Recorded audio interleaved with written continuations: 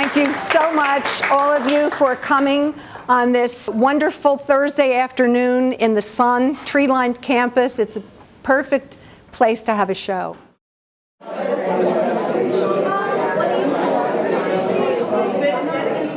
When thinking about a retrospective and what that means, somebody said, "This is your life." And I think that was a TV show when I was a little girl. This is your life. For me, it means going from a direct reality to a reductive one.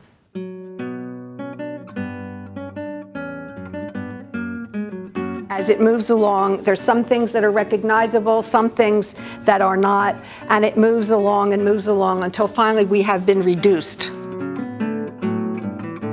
And it's from the perceptual to the conceptual.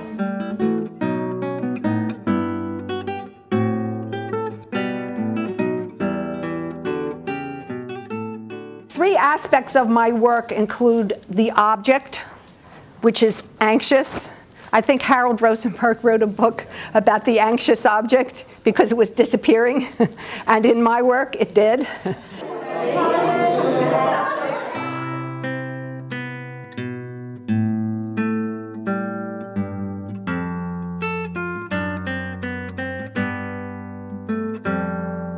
The surface and the building up of layers. A depository of textures as well as the penamente, which appears mysteriously if you look hard enough.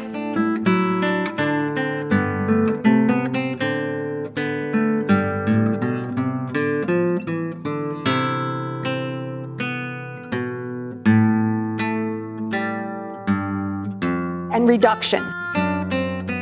Matisse said, paint out everything that doesn't seem essential or that says too much. And as you see, that's what I have done.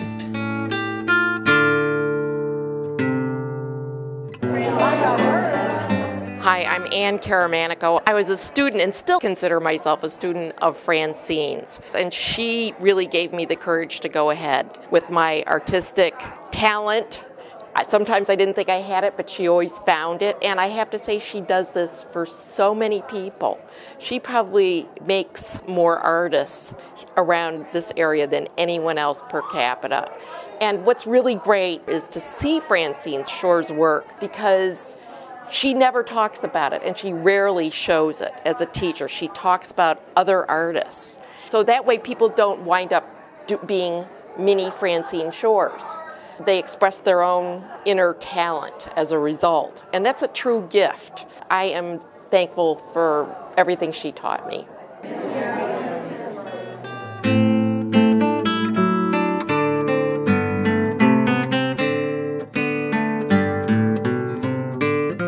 There are familiar threads that appear throughout the work with the integration of the organic with the geometric.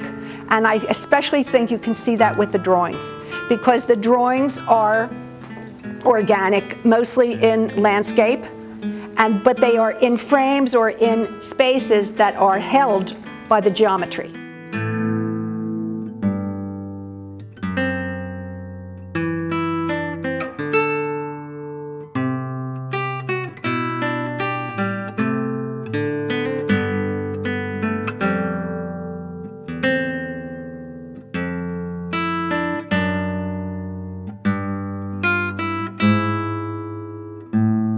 Those are the early 90s. They're oil. They are landscape.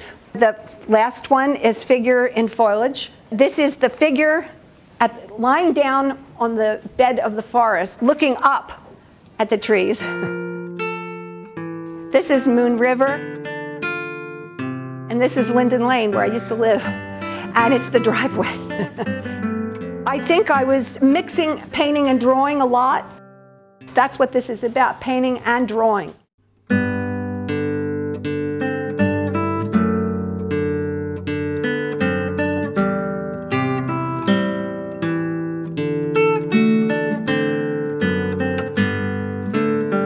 If anybody knows the Sassafras River on the Chesapeake, I was there. I loved it. I went in a boat and we went speeding around, and I was just very aware of all that was going on. I think Elisa gave me a bolt of linen years ago and said, here, I'm not using this. And I cut out the linen and I made shapes happen. And I took reeds and I put them in, and the reeds become lines. And then I painted it. So here I am reducing the Sassafras River, which I saw as a garden. It was beautiful and it was wonderful.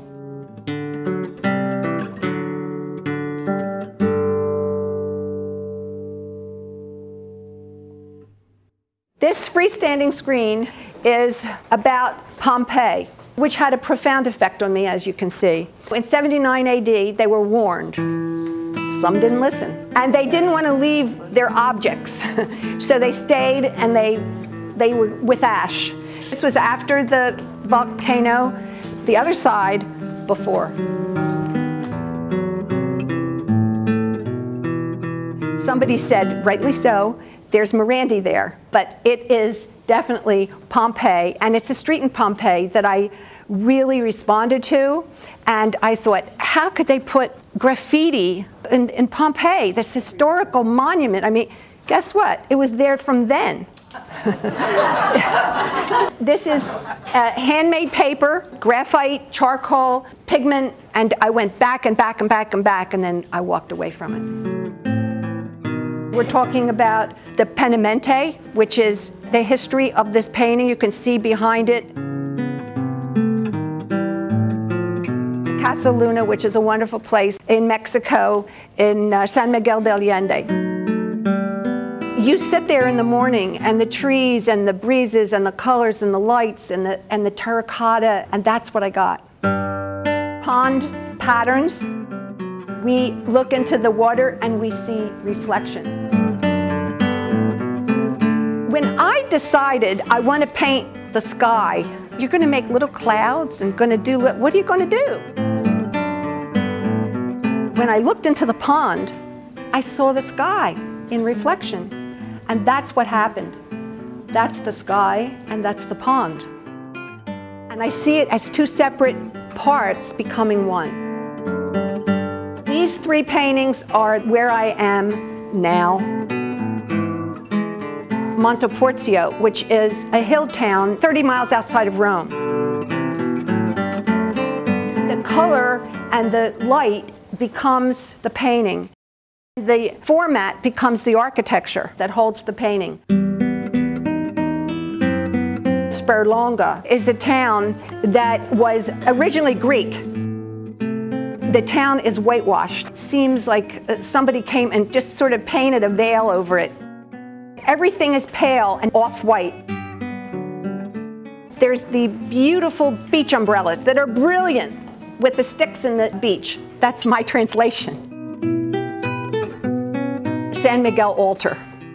And anybody who's been following the news knows Mexico's got a lot of problems. I think of Mexico as a giant altar. A place to be calm and to be energized at the same time.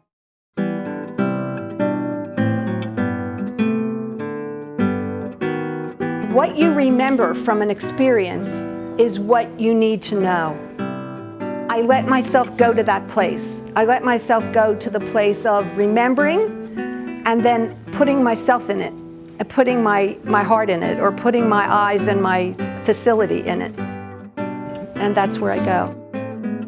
And that's where I am. Beautiful show. Thank you. Thank you to everybody for coming.